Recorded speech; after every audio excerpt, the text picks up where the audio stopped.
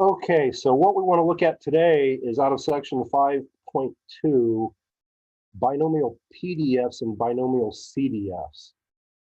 And so for the purpose of this example, or the examples that we're going to look at, we're going to look at N, the number of trials is going to equal 5. X, the number of successes out of those trials will equal 3. And P, the probability of success will equal 0.25. Now, if you're doing this using a binomial table like what you find in the appendix section of your book, you'll see something like the left part of the screen. What you want to do, here's your N's right here. You want to go down to where N equals 5. And then we want to go across the top where you have your P's, the probability of success. And we do see this. That's the P's going across the top, and we want where it's equal to 25, or not 25, 0.25, right?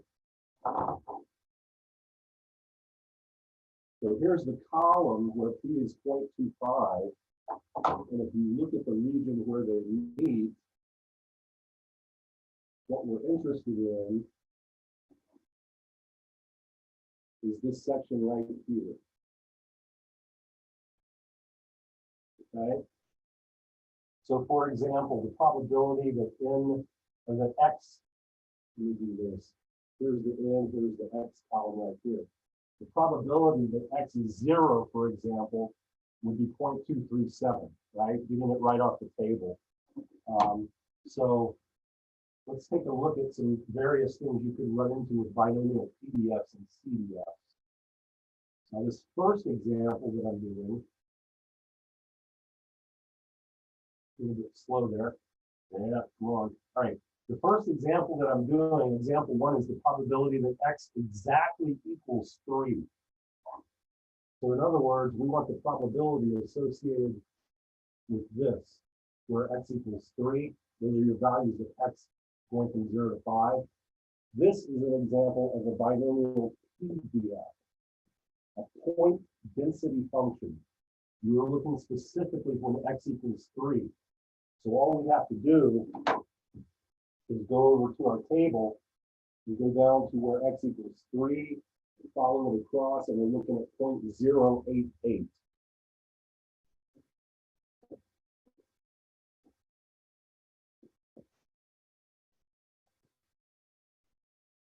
All right, so that's the point density function. All of the other examples are going to involve cumulative density somehow or other, all right? Cumulative density function. So all of the rest of these things are CDFs, cumulative density function, right? So for example 2, let's look at the probability that X is less than or equal to 3. Clean up over there. The probability of X is less than or equal to 3, that means it's either 3 or 2 or 1 or 0. And so if you go back to the chart over here,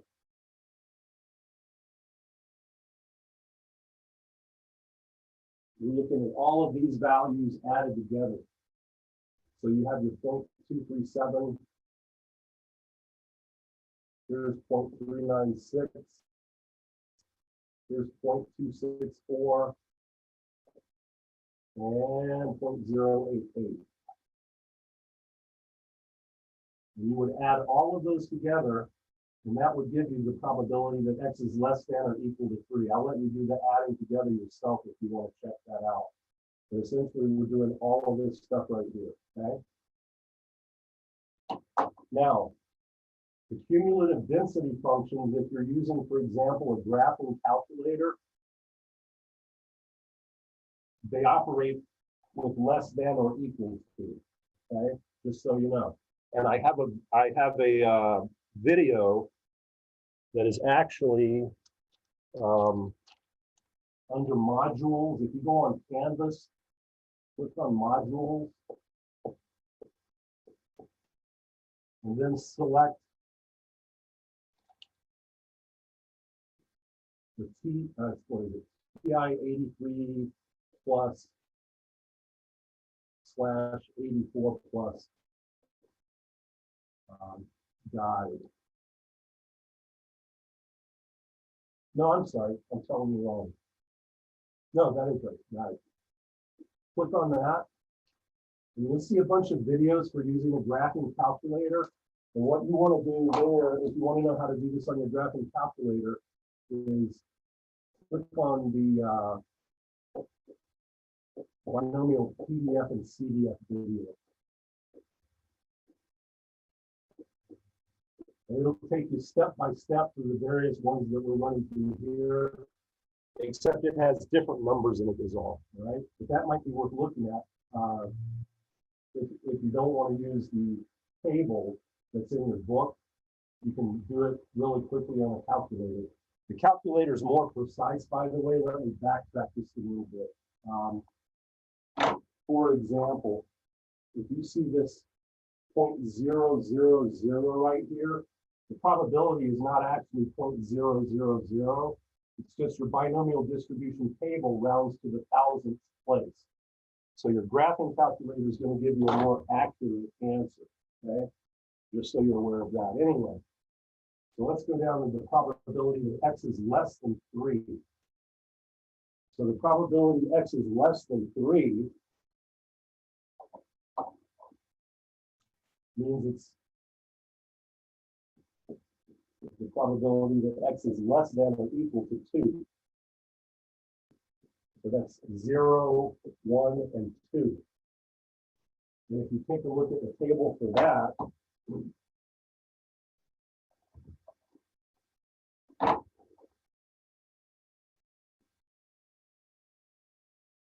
you're adding those three values together. So this would be your 0.237. And you would add that to 0.396. And you would add that to 0.264. And that will give you the probability that x is less than or equal to 2. Therefore, the probability that x is less than 3, right?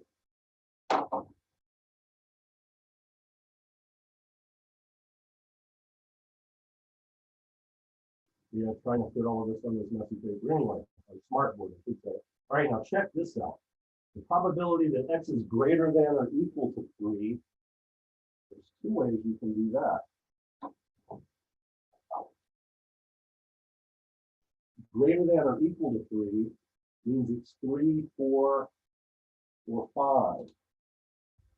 So you would be adding 0.088 plus the 0.015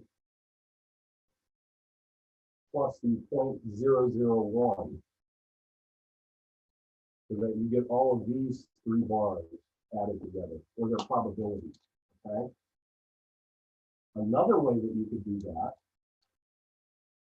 if you're using your graphing calculator, for example,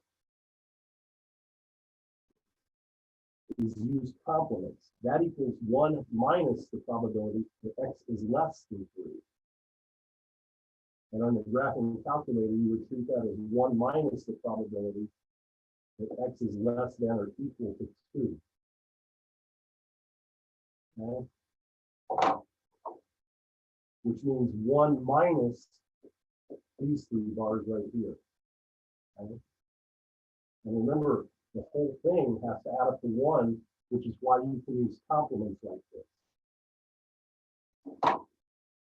Example 5.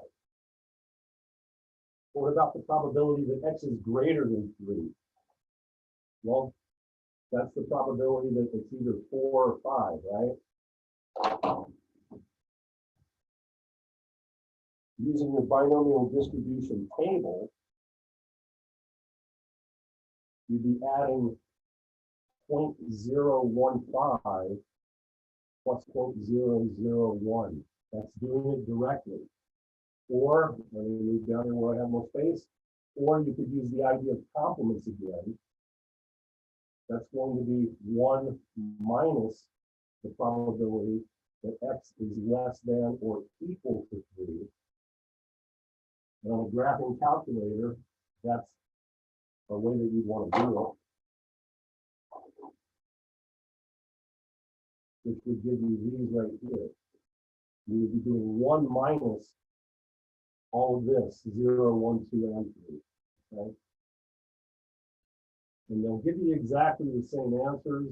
It's just how do you want to do it?